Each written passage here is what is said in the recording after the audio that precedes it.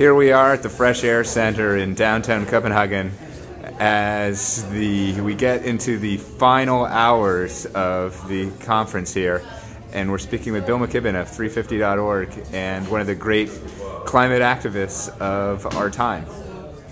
How you doing, Bill? I'm actually a little nonplussed today because this strange leaked document emerged with my name scrawled all over the front for reasons I can't explain. I didn't leak it, but it does. It's the thing that I've been talking about most the last couple of weeks, making the point that this agreement that we're supposedly getting near doesn't do much at all to save the climate. That in fact, as even the UN now knows, it comes nowhere near meeting their already inadequate target of 2 degrees.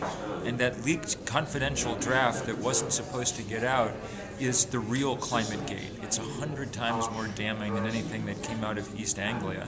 It makes it very clear that very much about this conference is a charade and a sham designed to cover up just how weak and unambitious the targets really are.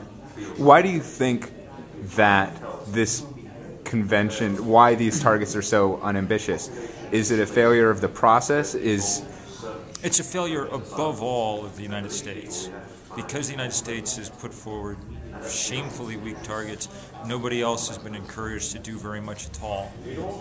The world that it's creating, as far as we can tell now, will be a world of 770 parts per million CO2. Temperature will be 4 degrees Celsius higher than it is now. I mean, these are just such astonishing figures that you can't even almost begin to take them in.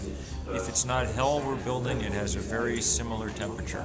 And yet we're going to have a lot of pious nonsense tomorrow from a lot of world leaders, including the president that I worked hard to elect. And it's all going to be about how we're reaching some historic agreement to save the earth. And these leaked documents reveal that for the nonsense that it is. Would it be at all, I don't know if mollifying is the right word, but if the leaders were at least honest about that this is insufficient and perhaps even grossly insufficient, but that it's all we can do? Or even not necessarily all we can do, but I mean, this is an ongoing fight with extremely powerful interests, and even some effort to start is... No, I would definitely settle for a little intellectual honesty.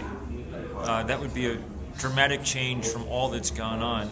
And the fact that the UN itself knew just how dishonest it was, that it had a draft of this thing, that it didn't release,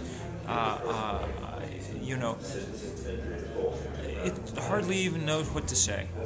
I'm left speechless by a few things, but this leaves me speechless. I guess I had one more question, but I think that's all right.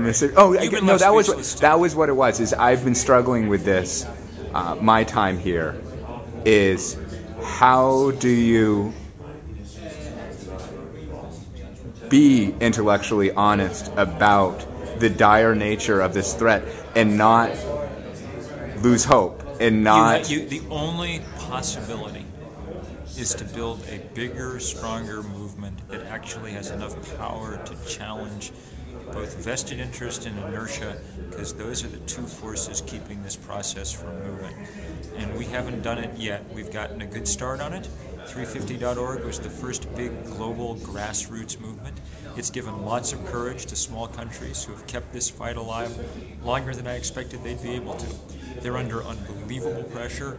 The U.S. will have its way for the moment, but wonderful politician though he is, my guess is Barack Obama is not capable of out-arguing physics.